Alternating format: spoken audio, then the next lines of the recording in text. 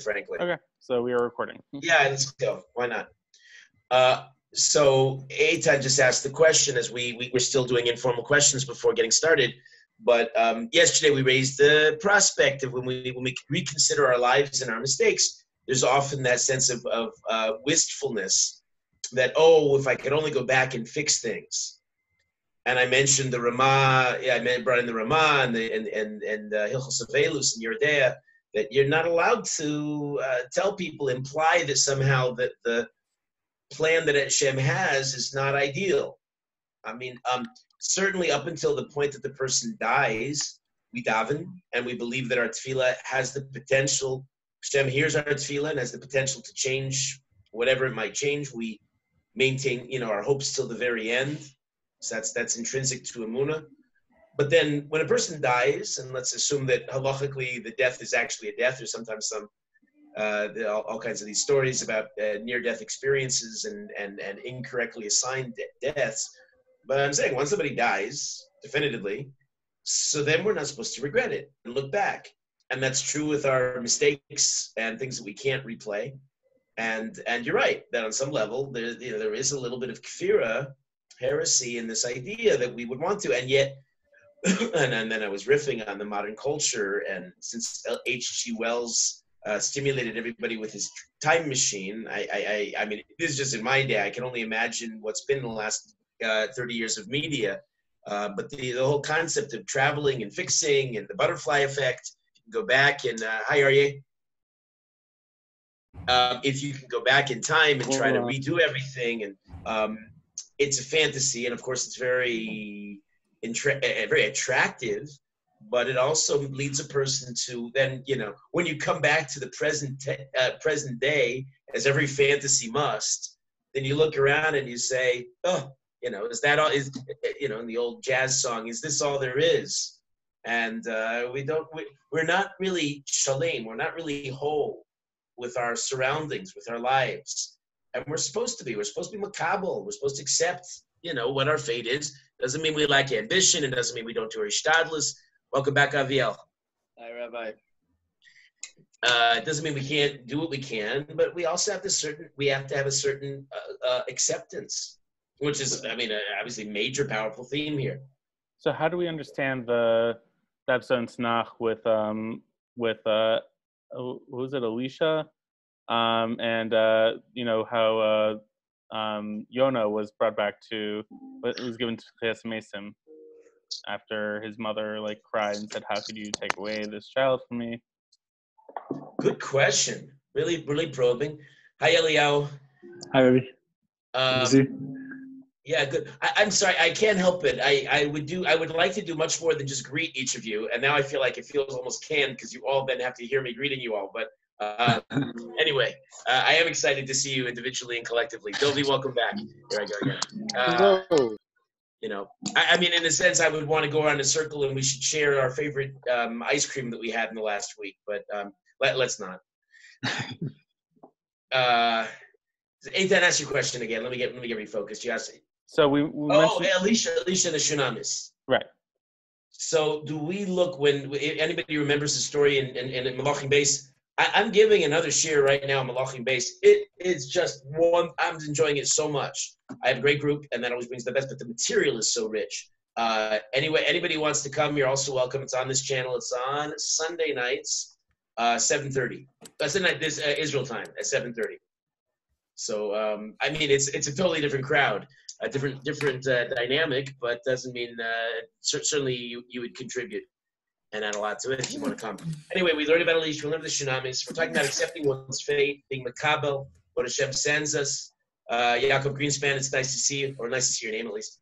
And then how do we reconcile that with the Shunamis? So Shunamis, if you remember the story, she doesn't have a son. She's an old woman. Great miracle. Elisha, the great prophet, is somehow works through Hashem. Obviously, a miracle, and she has a son. And he comes back to the field one day. My head, and he dies. And she comes. The truth is, her complaint is not as you're implying. Her complaint really is, she said, I had told you, it's actually a deep, you have to look at the psukim very carefully. I'm recollecting this from memory, so you can check it out. Shmuel Hoffman, nice to see you. Good to see you.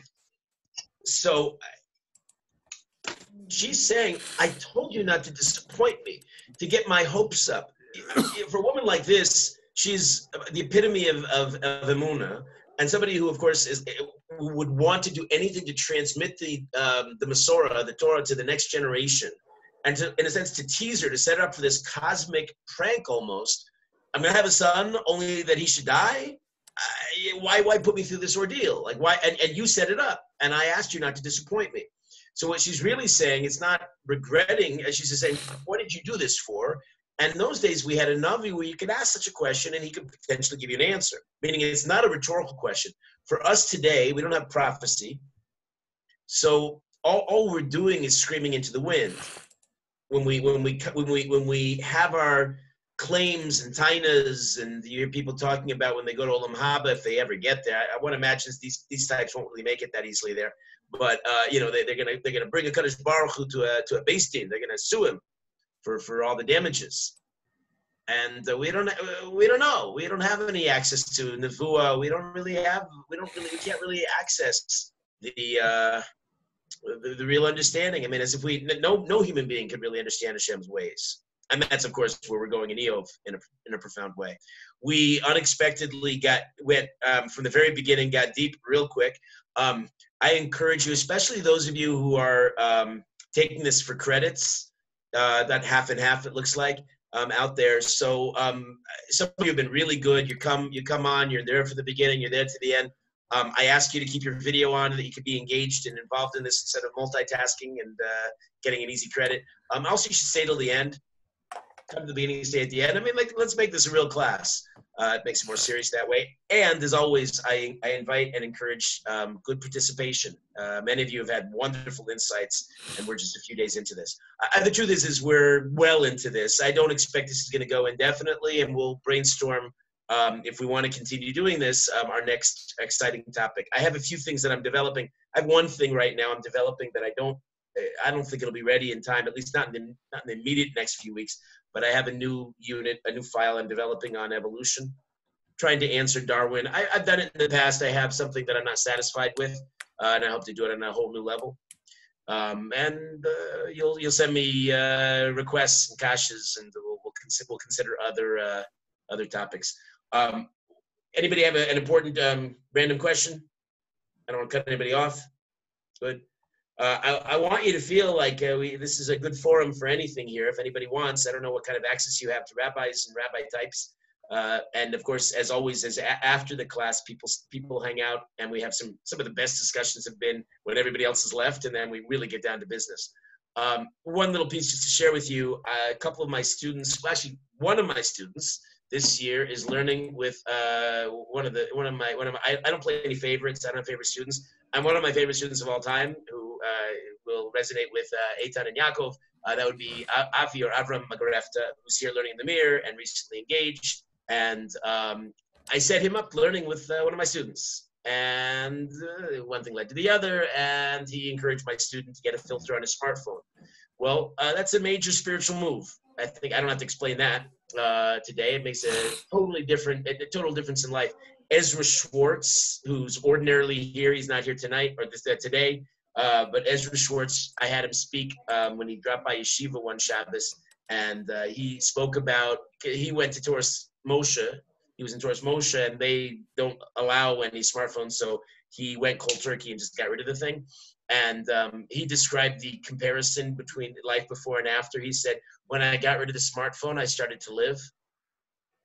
So we talked about that, and my student who got the filter was talking about how difficult it was, how he found himself reaching for it in his bed and playing with it, only to discover white screen frequently because nothing was coming up until he realized this is stupid, and he would instead come to the beis medrash more and actually have conversations with living human beings face to face, something that this Zoom technology doesn't permit us to do. And so a few of my students started to get motivated, and they didn't want to pay the money. Costs money. So I turned to people as I was talking informally, and a couple of my former students very graciously said, "Oh, I'll support that." And so just now, both transfers of money took place. That was very inspiring to have former students kick in the money, and neither of these former students are people of means. Hi, Shiur Blitz.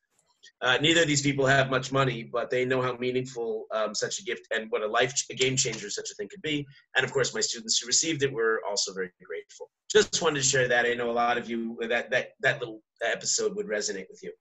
Let's get out of business. Okay, we'll take out our Sefer Iyov. We're talking about the friends who are just about to, meet them. And I'm giving some words of introduction before we take out the Sefer. So we mentioned a little bit yesterday. I'll review a bit. Iyov and his friends evidently have quite a relationship, and it's I think the term love-hate certainly comes to mind. Both qualities are in evidence. We had said yesterday that the simple reading, the Pashut Pshat, is. They really don't come off if you just read the text, which you can never do that in Tanakh. You always need the guidance of the oral tradition. The book is meaningless and actually ambiguous on its own. But if you just read the text, they really do read like one-dimensional ciphers, foils to Iyov, and Iyov comes across much more impressively, at least for a certain amount of the book. He's got certain clarity of thought. Elihu, who comes at the very end, is scathing and criticizes them. And Hashem, for his part, when he appears at the very end, he does not seem to reserve many kind words for the friends. And of course, Iyov is, he takes a beating, but he gives as good as he gets. And it's quite a savage book in many ways. And we see a progression. We see, at first, at least, you'll track the text and see if you have this perception, but it seems at first that Iyov, when they come in and they have their words, they have what to say, Iyov almost ignores them. What's the term that people use? He disses them, is the implication. Even though they've come very far to sit, and they sit with him mostly silently, they sit with him for the first 7 days without saying a word. They share his burdens. We don't see any evidence, in the Psukim at least, that Iyov has any hakaras hatov, any gratitude. It's a little strange. This is coming from the guy who had the decency and really an unusual, refined character. He would be there to help widows get married off, right? He would do any number of things to help people out. So a certain courtesy, a certain lack of hakaras hatov seems a little strange. Shammai, welcome. No. So that's something to note. I know some of you are taking notes, and I think these are good things to keep track of.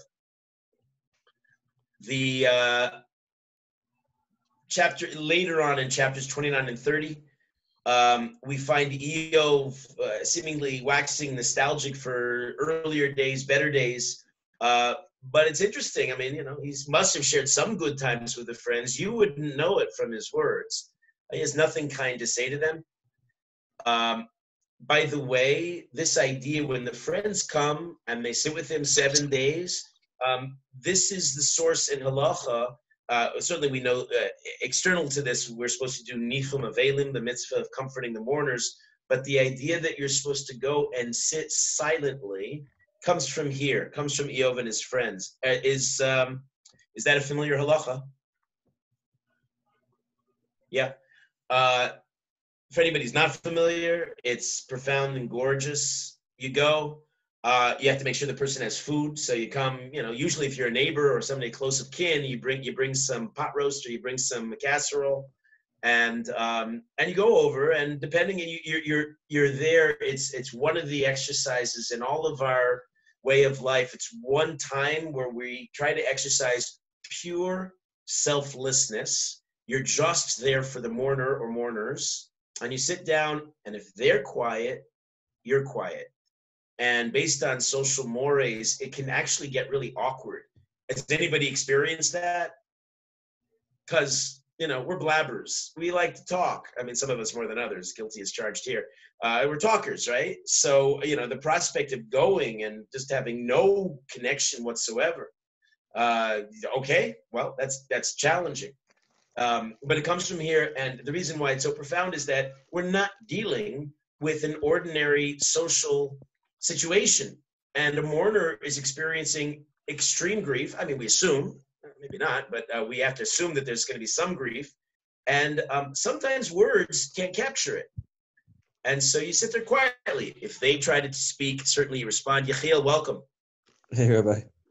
If they try to speak, you welcome them. Excuse me, you're there for them. But it's always in sync with the mourner. I told you, I think some of you have heard this story about my friend, secular background, who lost her father.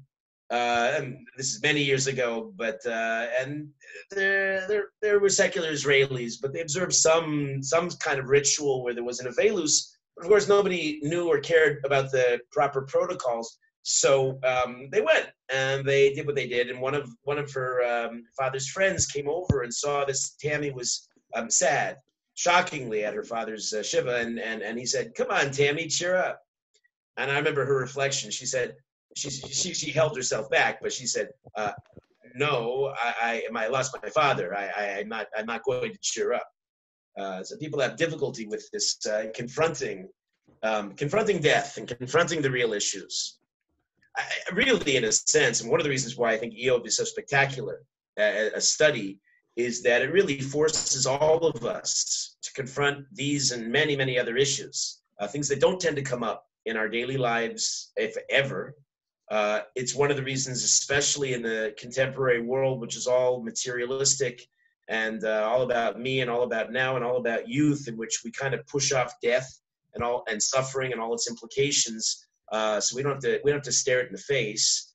And one of the healthy aspects of our tradition is that we're open. We talk about everything, and it's a good midah to do so. Among other reasons, it helps us when we have to confront tragedy and difficulty. We're more equipped. We're not in denial as much. I think they say this might be true also of people who endured great suffering, Holocaust survivors, an extreme example. Nowadays, confronted with coronavirus, even at their age, they've seen worse. They can weather the storm a little bit more gracefully than the average spoiled person who's never really suffered or dealt with any serious hardship. So Iyov's friends, they come to him, and they're there for him. He doesn't seem to return any gratitude. Chazal fill in the picture a lot and really add a whole new dimension to the story. We had mentioned that there were, the Gemara Baba Basra, as always, says that there were 7 non-Jewish prophets. And there's a question about how exactly who made that list. What is indicated by the Gemara is that you could only have Nevuah as a non-Jew when the Jews still had not yet accepted the Torah. From the time of Kabbalah's Torah, when the Jews said Nasa v'Nishma, the rules changed drastically in almost every way across the planet. And now, of course, the non-Jews can't get prophecy. There's no mitzvah pruvu. There's no mitzvah of procreation for non-Jews. I always point out that doesn't mean we have to stop them. But if they do propagate, there's no mitzvah. They're not called upon to do that. And so prophecy now is turned off. According to this view, then, Iyov and his friends are non-Jews.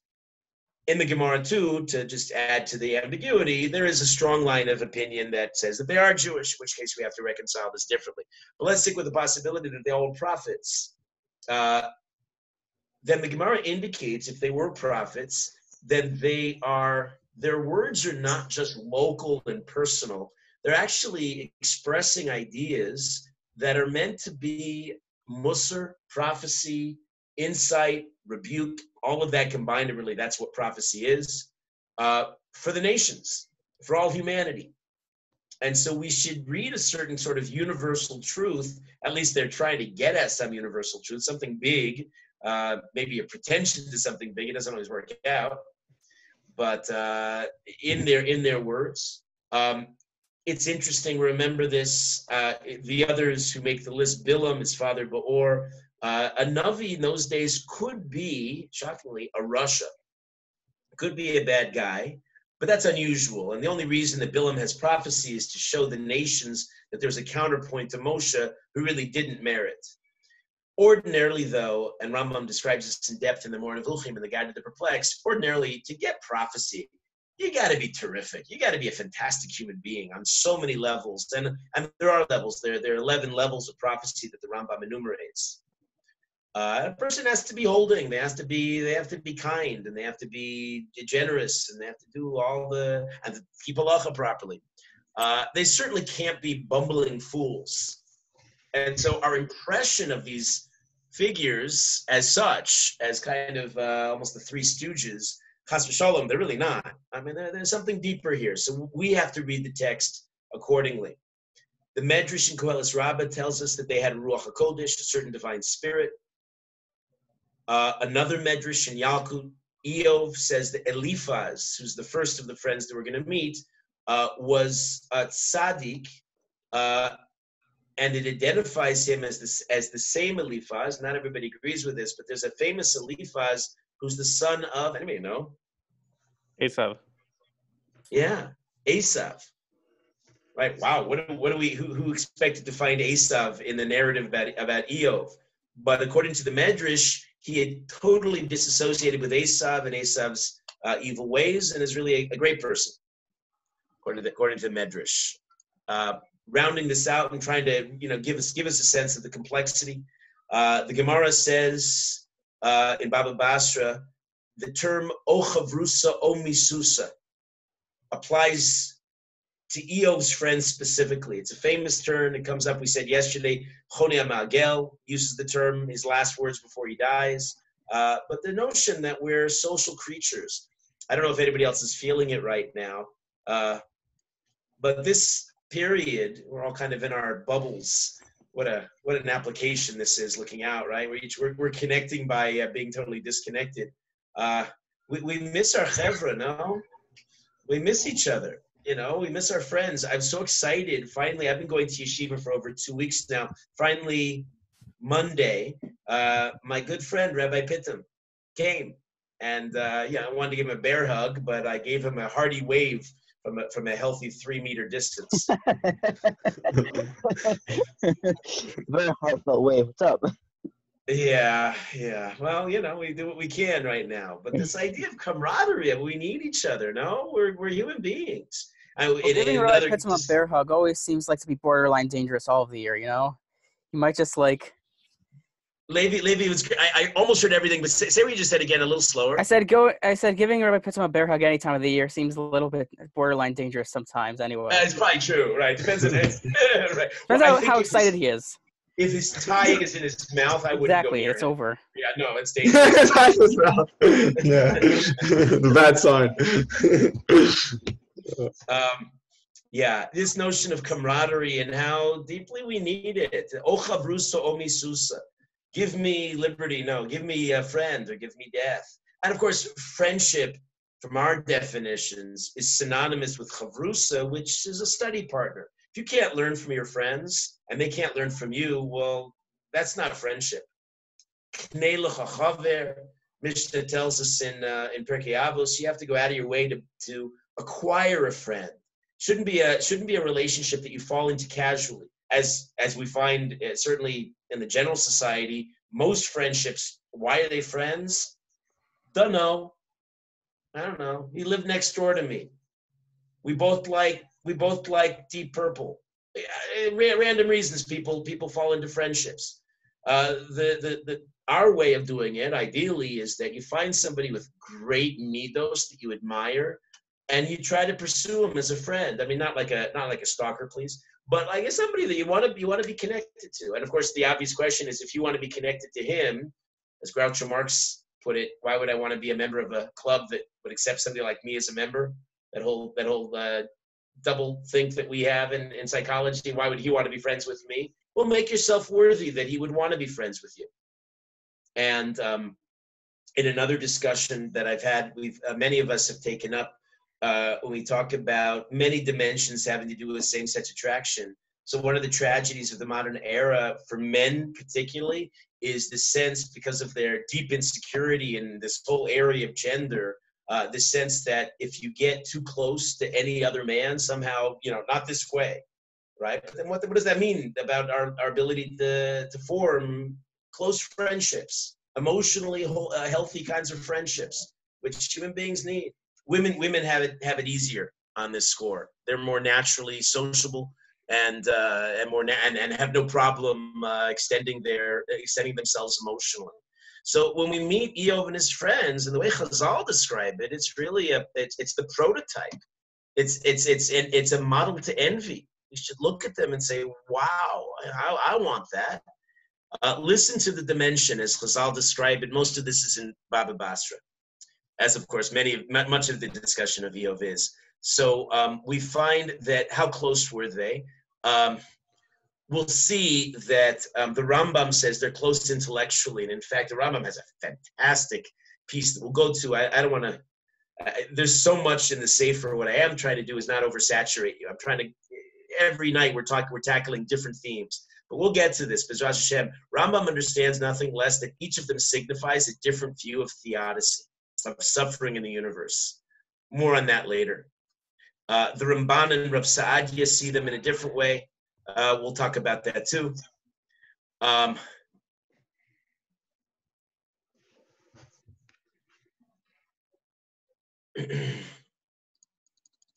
Yeah, here's the Gemara. It says, we're about to read the pasuk.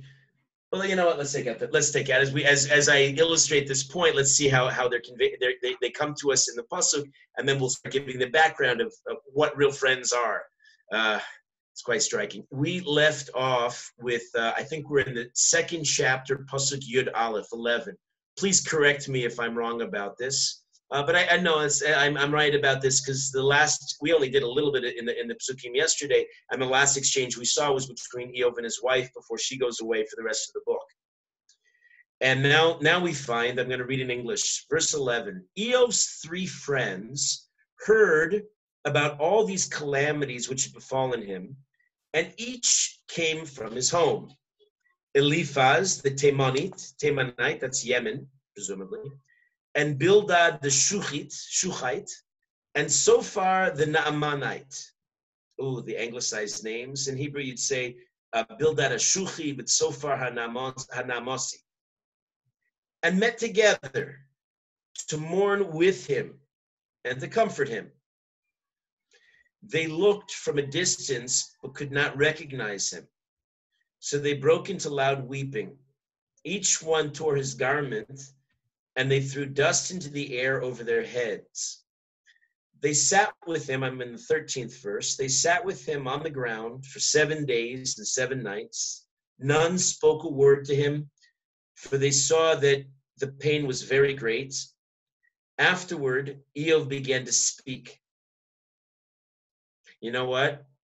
The 14th verse, some of you are peeking at it, you know exactly where I'm going. I'm going to stop right here. It's too much of it's too explosive. I want to keep this for later. Let's, for the time being at least, focus on Iyov and his friends. As always, when we read a text, I do want to encourage you to, if anybody has questions, any insights or anything, share. Yeah, I just had a quick question. It says in my copy, I don't know, it just says, and they threw the dust toward the heaven. And I was looking at the Hebrew and it said like Shemaima. Didn't really say over their heads. I was wondering if that's just a difference in the Shemaima. Yeah, I mean, there's a different nuance in the translation. No translation is perfect. Mm-hmm. But the truth is, it doesn't. I don't think there's much nafkamina. I don't think there's much of a difference. Okay. Hi, yo, Fabian. I'm not always paying attention to who sneaks in here, but yeah, great. Glad you're here. One good question, and go ahead. Sorry. I'm eating right now. What'd you say? No, I'll let the Yoel go first if you want to say something. Me? No, Okay. no. I'm just eating. Okay. So a quick question, and it's a little bit, and if it gets too off topic, you don't have to answer, but it's about Iyov. Would you say that Iyov was a good person? It's amazing you're joining us. We've been at this now. What number session are we on, Eitan? 6 or 7? This is 8, actually. This is 8. If it's It's too a, off no, topic. and I'm encouraging you. I'm not gonna, because most people have been here, and so I don't want to Yeah. retread too much familiar territory. If you're interested, I mean, this may be too much of a project, but Eitan has been gracious, and he's posted all of the sessions on YouTube. And we've spent a lot of time trying to figure out who Iyov is. I'll give you a short answer, but you can get a better answer and a longer answer. You can find all this on YouTube. Answer, yeah. I just put in Bleiweiss on YouTube and found that it came up immediately. So if anybody wants to get the backstory. Also, Yonah Greenblatt had asked for my notes. I don't care. Anybody wants my notes, send me an email. I'll send those to you as well. Some of them may be cryptic. It's what I teach from. But if you'd like, you're welcome to whatever's good for you. The short answer is he appears, at least in the first chapter, in stellar terms. I mean, on a stratospherically high kind of a level, passing tests that most average human beings would not. He gets an endorsement from God also. What, Shamai? He gets an endorsement from God. He gets like a. Better than that. Yeah, thanks, Shamai. Good catch there, right? And I mean, if we were putting together the movie poster that's trying to sell Iyov, God says. Yeah. Right. You don't need any old movie critics here. God says he's a God-fearing guy. God says. Right. And he's Tam and Yashar and Sur Meirah. He's got all that and more. Right. Okay. Thanks, yo. I'm feeling a sense of disconnect now. You're showing us the YouTube. It's a bit down in the first thing. Yeah, great. And yet, even from the beginning, we kind of smelled something funny. Something is in the subtext about Iyov that's disquieting. Maybe it has something to do with his offering korbanos instead of having a relationship with his children, and many other things that actually turn out to be reasonable hunches, because he turns out to be let's say a complex character who's actually capable of some really problematic behavior, as we're going to be seeing shortly. Problematic is an understatement. Yeah. Right, but he's also in the Navi, right, Rabbi? He's also in the Navi with David Amel? No. Well, Iyov was a Navi. That's what we've been saying. But when he was trying to kill him, Iyov is actually situated in Ksuvim. They have the 3 sections of the Bible. Yeah. Right. So he's in Ksuvim. But he's not in Navi at all. He's identified, at least by one opinion, in Baba Basra as having prophecy. This is just a little quick question. I thought he was, if I'm not mistaken, maybe I'm getting confused. I thought he was in the Navi with David, and David was trying to kill him. Then he ran on and touched the Aron Kodesh, and he wouldn't let him to kill him. It wasn't with David Amelech. Like he was trying not in anything in the Bible in the Tanakh. I'm trying to recall if I saw a medrash to that effect. Maybe it was Yoav. Oh yeah, for sure that's Yoav. For sure, okay. Yoav has in my book really one of the great death scenes of all time. Yeah, where he's like on Aron Kodesh and he's holding himself. He's like, I can't into the night. You can't kill me because I'm discussion for a different class. Yeah. Okay. Yeah. So I got confused. He's not in the Navi. No, easy point to confuse. The truth is I have all this recorded, not video but audio. That's the beginning of Malachim Aleph, and I have some. For anybody who's a glutton for punishment, I have about 100 different. So far, I'm adding every week one more lecture, but I have over 100 lectures on the Book of Kings. Okay, a little bit more on Iyov and his friends, and on this exchange.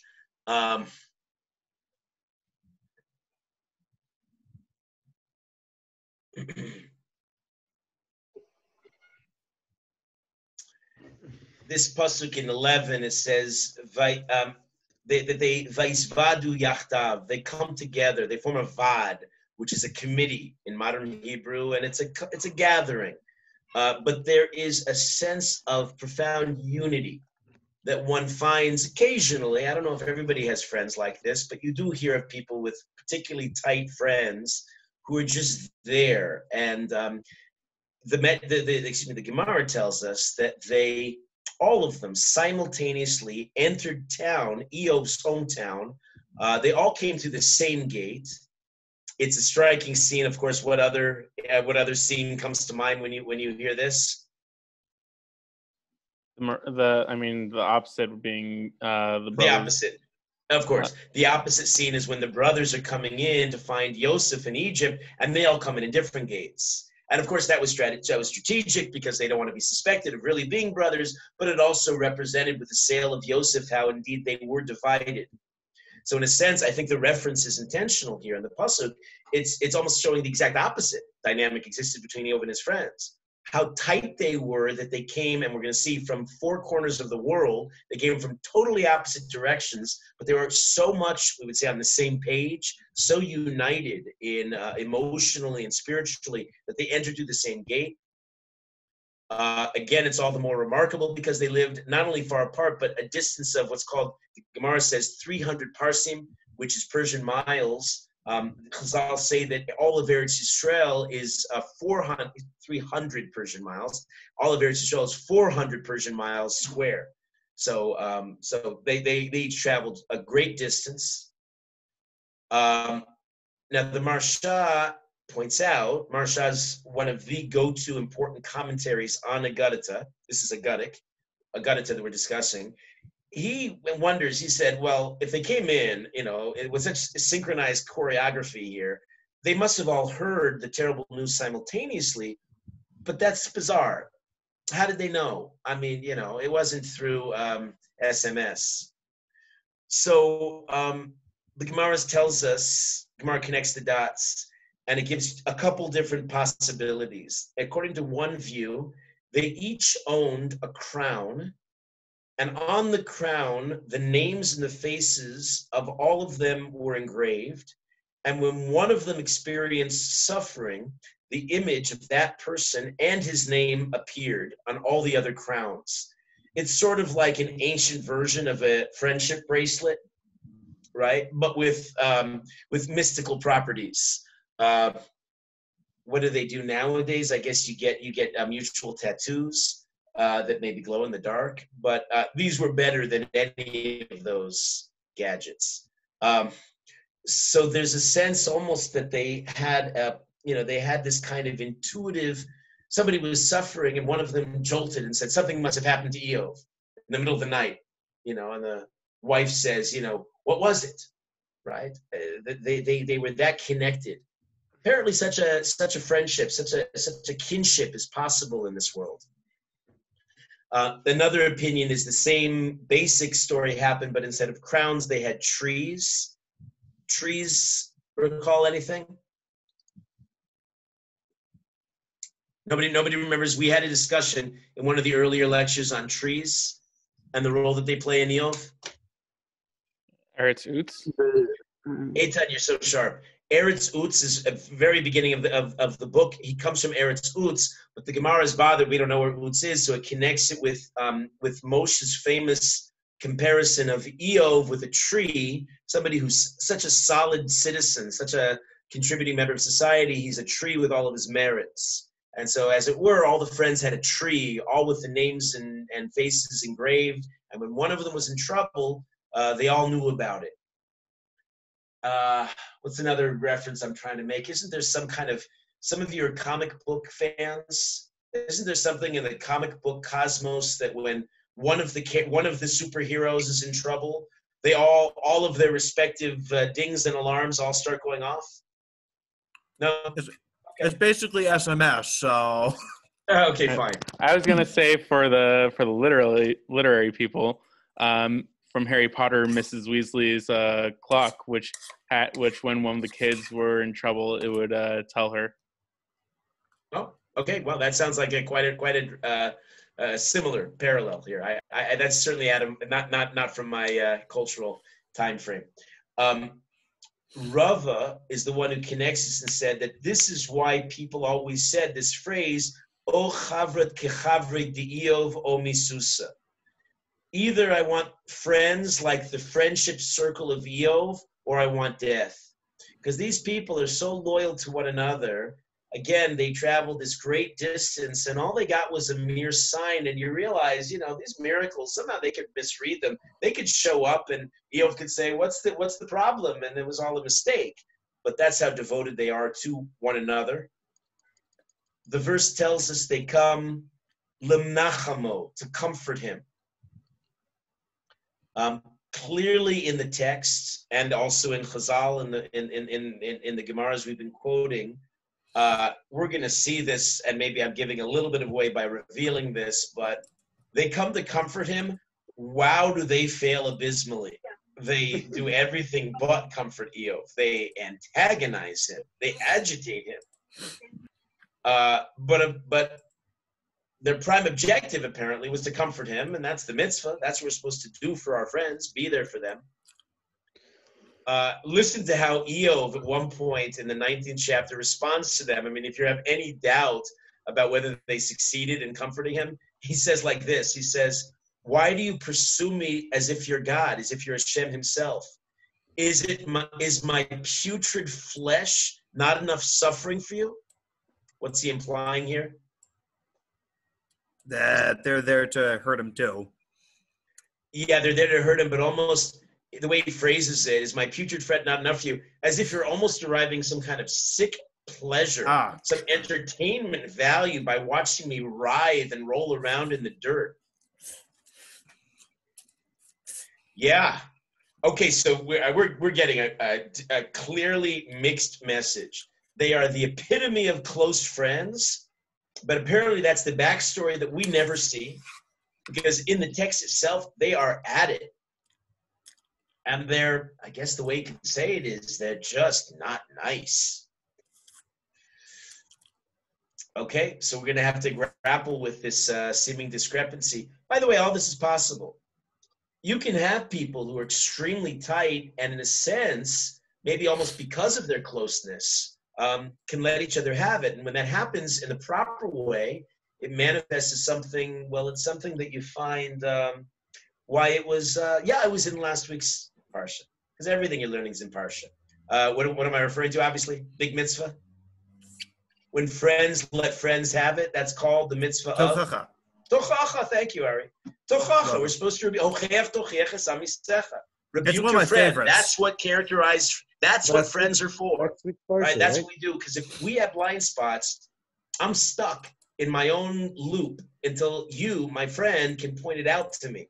And if I don't have any friends, I'm going to be a loser the rest of my life. You're right. Isn't that a Parshas Kutchu last week? It's last week. I said I was doing my shtick, right? Because whatever you're learning, it's always in Parsha. Yeah. Sure. Right. So they have a statement. Look, there's a pasuk that's famous for all terrible reasons. It comes up in Baba Metzia. They say, Zachorna mi noki avad. At one point, the philosophical discussions on suffering, which we'll hopefully be able to address with greater detail in the future, but at one point, it's not going well. They're philosophizing, they're saying their piece. Iyov is not accepting, by and large. And at one point, it seems almost that they're kind of frustrated with him, and maybe they're taking his lack of acceptance of their tochacha, they're taking it personally, like we tend to as well, because we all have weak egos and we're insecure, and so somebody doesn't accept my point of view, so then we let them have it. So they say this sentence, remember, of course, and they ask it as a seemingly innocent rhetorical question. They say, well, who innocent ever perished? By which they're trying to say, of course, if you're suffering, after all, you must deserve it. Yeah, those are great words of comfort. Yeah, ouch is right, right? In fact, that pasuk is the poster boy, is the model pasuk to illustrate. I don't know if anybody knows what goes on in Baba Metzia there. It's on Nun Ches Amud Beis, what the discussion is. It's the classic illustration of the Avera. What not to do when someone. No, but what's it called? There is an Issa D'Oraisa. It's a terribly important one. It doesn't get discussed enough. Issa D'Oraisa that this pasuk illustrates. What is it? Onas Dvarim. You nailed it, right? Onas Dvarim, right? It means you're not allowed to do or say anything that would cause another person to feel bad. Is that a new concept for anybody here? Is anybody aware that that's an Issa D'Oraisa? And you're probably also aware that most of us do it a lot, right? Thoughtless statements. You know that you could do it not with words. If somebody says something that seems dismissible, you could roll your eyes and make them feel bad, right? And this pasuk is, of course, maybe it's even true, but you're looking at somebody who's experiencing among the greatest afflictions that a person's ever experienced, and they come upon him all at once. And you're now, with no subtle terms, you're insinuating that you deserve this Iyov. That's honest dvarim. And Rabbi, Ouch is right. The thing I just want to say, Rabbi, but in this situation with the people speaking against him, in general, and when you're talking about Tochacha before, isn't there a time when it becomes like Kimo Lashon Hara, where it's like Toelis kind of to make that person feel bad? Or you would still say it's honest dvarim? It really, I mean, the question's well taken. It really does depend on the time and the place of the person and your relationship. There's so much nuance here. You really have to know your customer. So this situation, Rabbi, this situation, you would say that they were definitely doing honest dvarim, even though they might have had good intentions. Well, Chazal do. Chazal say this is the example par excellence of inflicting somebody's words, of being deeply insensitive. Even though they had good intentions. Wow. Despite their friendship, despite their good intentions. Look, we make mistakes. Wow. The human condition. Right?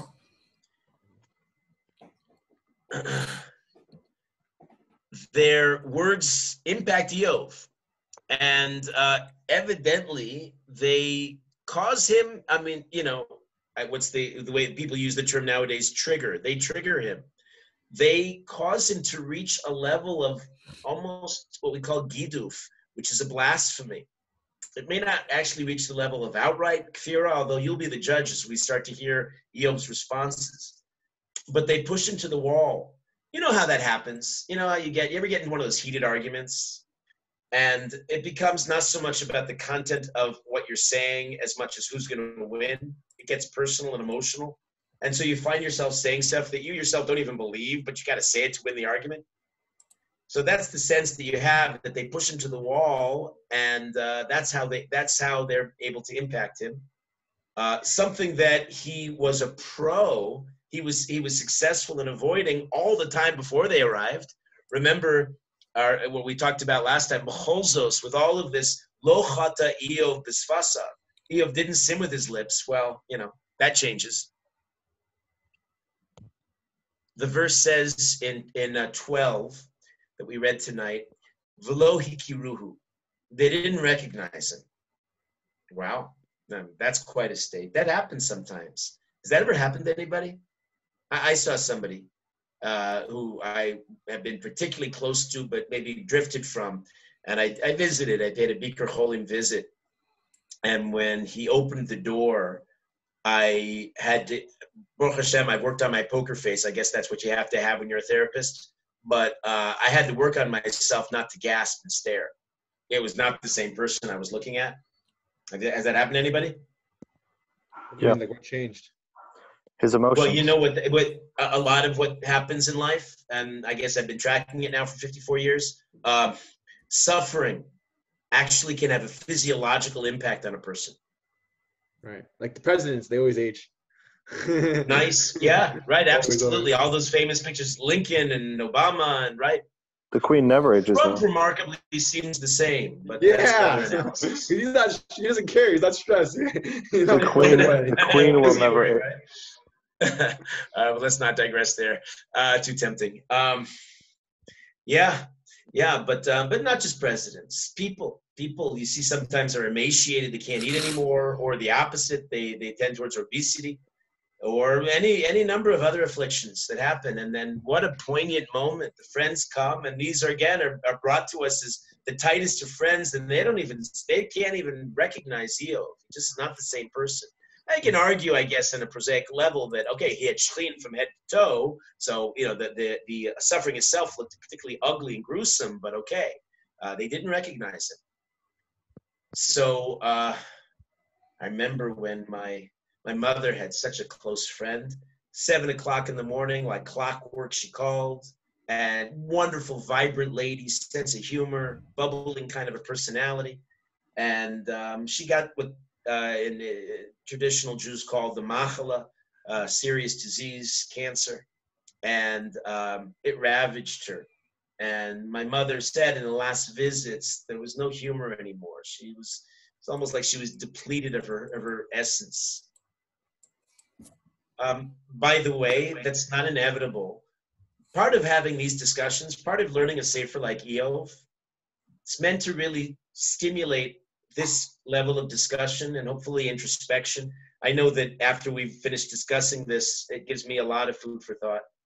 I hope it does the same for everybody, because it's not inevitable that you have to suffer and react badly. Part of the art of living a good life is to be able to handle the many, many challenges and the difficulties that we face gracefully, to use them somehow, as idealistic as this sounds, but somehow as a mechanism for growth and to be better. And sometimes we need siyata d'shmaya for that. I mean, they tell stories of Gedolim. Rav Henkin was one of the poskim in America.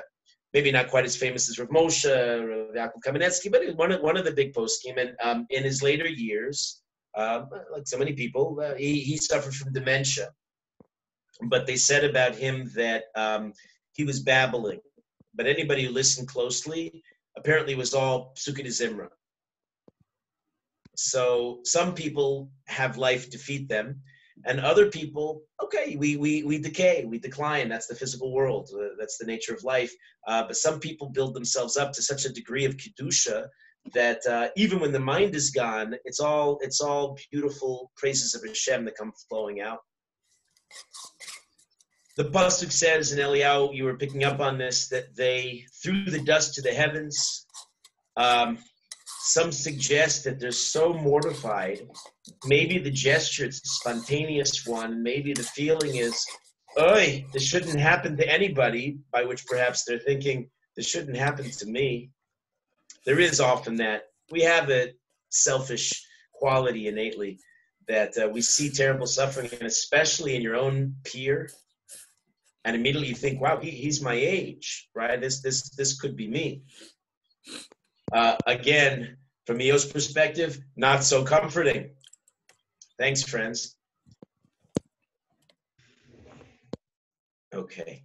I think it's a good point, and certainly a lot to consider, to ponder. Anybody have any questions or insights? Okay. Should you have, please, 1 second, Eitan, you're on a second, but just let me suggest this. This is the kind of material that's very rich, and it's hopefully conducive to introspection and thoughts. Should you have great insights over the next 24 hours, please write them down and bring them to the table. I don't want to be the only one coming with preparation here. I'd love to hear some of your own fresh insights. Eitan, what were you going to say or ask? The term for Iyov's friends is re'eh. Is this like a unique term, or should we like? Not at all. In fact, that is the quintessential term in the Klal Gadol b'Torah, as Rabbi Akiva defines it, the general principle of the Torah, ve'ahavta l're'echa kamocha. Love your friend as yourself. But isn't the whole concept of Iyov, like when we started this, like the fact like he's such a good guy and all these bad things happen to him, how can such a good guy have all these bad things happen to him? Like I feel like it's slowly trying to make the point of like you think he's a good guy, but you don't really know him. I think is that kind of what it's trying to get to? I hope I haven't biased you too much with my words. There is definitely that line of thinking, but Iyov is an open-ended book and we don't have absolute clarity. And part of what we're meant to understand when we hear, like in the Gemara I've been quoting, gives contradictory opinions. They don't all agree on what Iyov is and what he's not. And so that's one possibility. But it's also possible, in fact, nowhere explicitly does anybody say that Iyov was at fault or that he did anything to deserve his terrible suffering. Other than his friends. Was that? Didn't his friends say, oh, like, no they insinuated it, but they asked it more as a philosophical speculation because they're saying we're going to get into this too when we talk about the different views of suffering that they each represent. But they're implying it not because Iyov per se did something. They're saying, as a general rule, look, nobody could endure this kind of suffering without having deserved it somehow. That's their implication. They may be wrong about that too. Right. Rabbi, so just to understand, you know the famous Mishnah in Pirkei Avot that talks about what a true friend is, a chaver tov. So Shnei l'cha chaver, yeah. right. So you would these people over here, they had good intentions, and they were trying to do a tocha, but then they were doing honest dvarim, like you said. So they were not following, you would say, then the Mishnah and Pirkei Avot, and what was the reasoning? But what do you think the reason was why they were doing this? Like why? What was their reasoning behind it? Because it sounds like they had good intentions. I think it's something we have to consider as we read the text, because there may be different answers.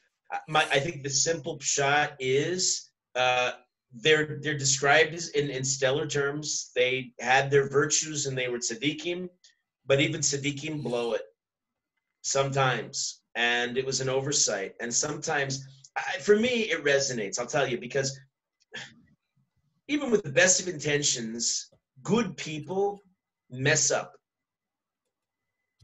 You've all messed up. You're all great people. And think about all the wonderful people, our role models in our lives. And now, all it takes is just one slip of the tongue. And you say, oh, I didn't mean that. It was just thoughtless. I wasn't thinking, right? Those kinds of things. Those are moments. One gets the impression, look, this is no small project. You're going to come comfort Iyov. Yeah? Iyov? You think you can? And so in their zeal to try to put it across, whatever they're trying to put across, it was maybe they got in over their heads. It was too big of a project to do effectively. By the way, not all of them though. We're gonna meet at least one who does commendably. And I just have one question, and sorry I'm going back, so just really make it short. Iyov was mourning because his father died? What was the reason he was mourning? You'll go back. Go look at the text. You got a lot. If we'd love you to join and be part of this, and you have to make up a lot of lost time. I'm hanging out. Anybody wants to leave, by all means, feel free. And everybody sit to stay, we'll more. Quick question. As always, it's really a pleasure seeing you. I wish I could have more time. Quick question, Rabbi. First of all, thank you. But second of all, picking up on what Yechiel and Eitan were both kind of talking about, is it discussed anywhere what the difference is between a chaver and reyacha? Well, we can break it down by the actual roots of the word. Rea is certainly the quintessential friend. That's why it's in the prototype pasuk. After the reyacha kamocha, the person who is your. Look at the root. It's the same root of the word as roeh, shepherd. We refer to Hashem as our shepherd. Hashem roi lo echsar. He's the one who conducts me, guides me, who influences me. All that is implied by the term reya. I think a chaver, they're often used interchangeably, so I don't want to make the distinction too sharp. Somebody has background noise. If they could turn it off or the audio off. Yeah, thanks. So the chaver has the root of chibur, of connection, deep connectedness that you don't really have in the same root of reya. So, as in Chevron was the chibur between this world and the next. It's the gateway. The Medrash tells us to Gan Eden, and that's what a chaver is. It's somebody who's like a soulmate, connected. So all that is conveyed there. Again, I don't know if they're mutually exclusive terms. One can have both qualities in a friendship, and I guess ideally we would. Okay, thank you very much. Yeah. Good to see you. Do we have anyone that was like specifically given both words as like a description of them in the Tanakh? Eitan, that's your homework. Going to come back and tell us exactly who that was by tomorrow night. Take out, you can probably do this on a Google search, or you probably know better than I do, but I would take out a concrete. I have no time. Baruch Hashem, I'm happily swamped with teaching, way overextending myself teaching. I thought I'd be doing this as, I didn't think I'd be on full time. But I'm one of the only people in yeshiva. I'm the only one there all day, and I'm teaching in full volume in yeshiva. And I'm doing a bunch of other things, and I got a house full of kids at home. So Bli Anhar, I love it, but I don't have time. But you do the research and find out. Take out a concordatia, find out every time it says chaver and reya, and see what you find. Seriously, it's a great project. I'd love to find that out. And it's not that I don't think it'd be so hard. Put it in Hebrew in Google. See what how'd you do it? Put the words in Google, and then that's going to be harder because then you're going to get everything. You're going to get every Israeli group. I think I'll try to maybe Bar-Ilan it or something. Oh, very good. Yeah, I bet. Good idea. Great. Anybody else have All right, anything? Shama, good seeing you. Yeah, see you tomorrow. See you, Rabbi. All the best. Okay, bye, Yechiel. Nice to see you. Nice to have you Do it here. 9 to 10 every day? 9 to Rabbi? 10 every day we've been doing it. I mean, obviously weekdays. Except for Friday and Saturday, obviously. Yeah, right. It's Sunday through Thursday. Yeah, Sunday, Thursday. Okay, And awesome. we're about, I don't know exactly, and I'm enjoying myself and taking my time. I feel no rush, and we have some time to play with. So we're maybe not quite halfway through, but we might take more time if interesting things come up. Yeah, I'm sorry if I asked any questions before. I just wanted It's fine. It's great that you're here, and I'm gonna try to catch but up. we really did cover it. And if you want my notes or anything like that, I just didn't want to take everybody else's time with it. Yeah, no. That's why I was just asking, like, if I had a quick answer. But it's too long of an answer. It's fine. I'll look it up. Yechiel, you and Eitan were the same year, right? And Yaakov Greenspan too. And Yaakov Greenspan, if he's here. I don't know. Yeah. Yeah, we're in the same year. Exactly. Great to see you, Rabbi. All the best. Same. All right. Same. All right, Eitan. Thanks for as always for hosting us, recording us, and everything else. Bye, Ari. Good to see you. Hey, bye. Okay, Laila Tov.